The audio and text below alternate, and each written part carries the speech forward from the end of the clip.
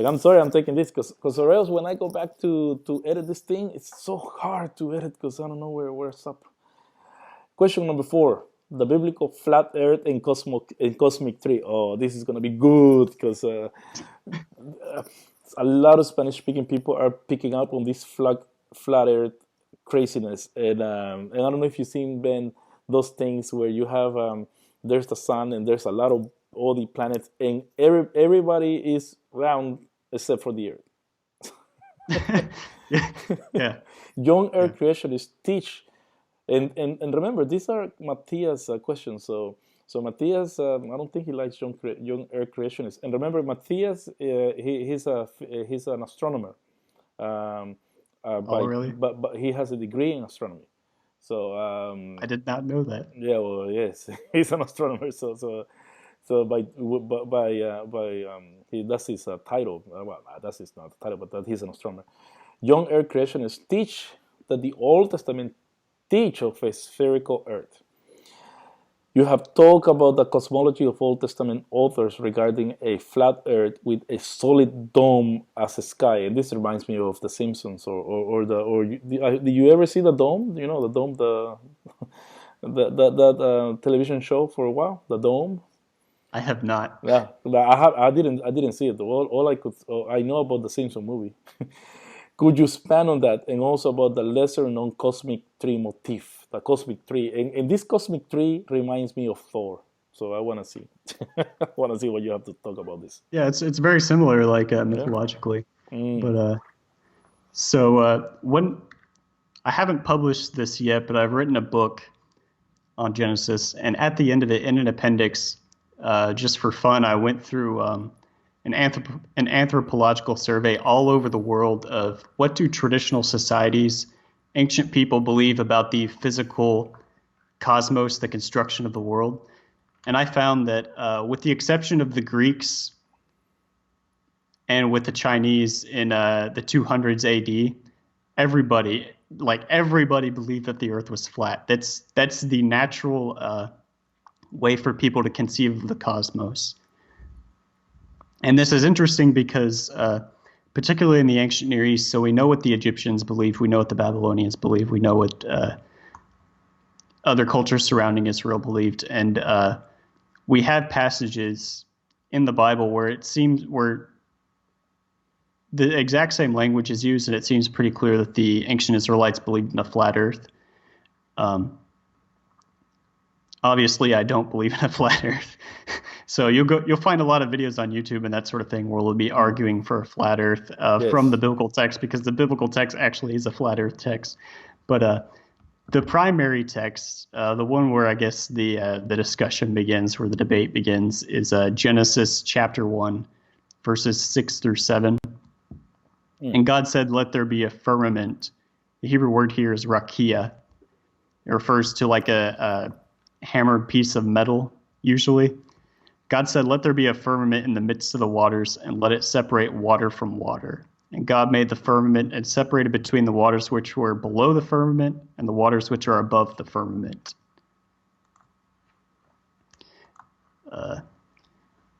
And it was so. And God called the firmament Rakia, meaning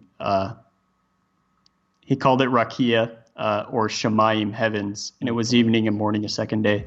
So what's going on in this passage is you have God creating this. The creation account starts out with everything as darkness and watery. And God says, "Let there be light." And then the first thing that he creates after the light is this solid firmament, the rakia, which separates the waters which are above and below. So in ancient Israelite cosmology, as well as in ancient Near Eastern cosmology in general, so for example in Egypt and in Mesopotamia, the Earth exists inside this sort of cosmic void where there's water suspended up above the heavens by the sky dome, and then it surrounds us on all sides. And this connects with the imagery of Leviathan, by the way. But essentially, when we read the Bible in parallel with ancient Near Eastern creation texts, so I mentioned in Enuma Elish, which is the Babylonian creation myth, the whole story is about how Marduk has to slay this watery chaos dragon named Tiamat. And then he splits her body in two. The top half, the text says that he lays over to make the dome of heavens, and then he uses the bottom half to create the earth. And then you have texts like the water is her blood, and from her eye sockets, the Tigris and Euphrates rivers flow out, and that sort of thing. So this is the same idea as ancient Israelite religion. Conceptually, of course, the mythology is a little bit different.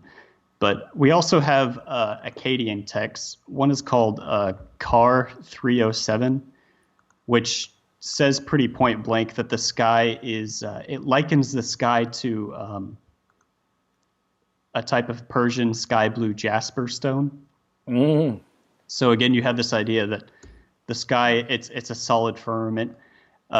There's a text called, it's not a text so much as a depiction attached to a text. It's called the Tablet of Shamash, and it depicts the sky god Shamash sitting on his throne with some other deities. And there's a little portion of the text that talks about how he's sitting over the god Shamash is sitting over the watery firmament of heaven, and you can see in the depiction actually the firmament with stars embedded within it, and then you can see wavy lines representing water being held up above it.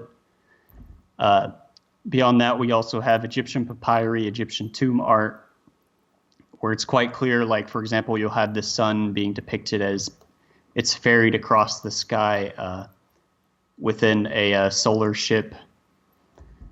We also have depictions where it's like the cosmos creation is shown as this bubble that exists inside of this essentially infinite void of water without it, like outside of it. And then one thing that I've created a video on YouTube that goes quite in depth into this is looking at how ancient Jews themselves interpreted the Bible. So we're talking about a little bit after the time of Jesus, a couple centuries before and after. Around that time, we have some pretty elaborate texts where Jews, like point blank, they'll tell you what they believed about the heavens, how it was materially constructed, and none of them took an atmospheric view of the cosmos. They all interpret it as flat Earth. They all interpret it as, well, until they start being influenced by Hellenistic ideas, that is. But even after Hellenistic ideas, a lot of them still took the flat Earth cosmology because they thought, look, it's in my Bible. There's a text especially called Genesis Rabbah, it's a collection of Jewish traditions, where it contains in chapter 4 of Genesis Rabbah, there's a very extended discussion on how thick is the solid firmament, like how big is the ocean that's suspended above it, that type of thing. But you mentioned the cosmic tree motif. I wouldn't say that I'm incredibly detailed in my knowledge of the literature. I've read through it a couple of years ago, but it's essentially, it was this ancient Mesopotamian idea. It actually occurs cross-culturally. It's like the concept of a dragon. It's this idea of it's like the concept of a dragon, I mean, in the sense that it's a cross-cultural thing. The Mesopotamian cosmic tree, or the cosmic tree anthropologically, it's this idea of a tree with roots that reach down into Sheol, into hell. It has this trunk that goes through the second tier of cosmology, the earth, and then its branches reach up to heaven. And that's relevant in this discussion because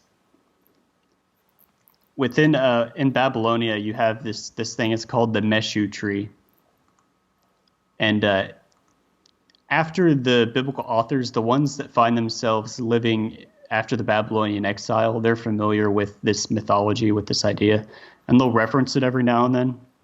So, for example, Ezekiel, who's sitting there in Babylon, he makes some references to the cosmic tree. You also have, most notably, Daniel chapter 4. Of course, Nebuchadnezzar's dream. Mm-hmm. He talks about, I slept and I dreamed and I saw this giant tree and it was visible from all the earth. That's interesting because in the text, there seems to be this emphasis that everyone on earth could see this tree within this mythological archetype that Nebuchadnezzar was projecting in his dream. And then Daniel, he answers him and he's like, he's explaining the whole thing to him, and he just sort of accepts the same framework that Nebuchadnezzar's thinking with. He's on the same wavelength as Nebuchadnezzar. He doesn't correct his cosmology. The idea is, the earth is flat. So like if this thing was big enough, everybody on earth could see it. Everybody in the world could see it. All the nations could see it, which doesn't make sense within a modern cosmological framework.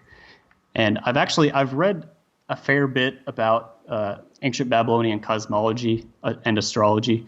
This totally surprises people, throws them off, because they were such good astronomers. They were such good mathematicians. People don't realize at no point in their history did they ever discover that the earth isn't flat.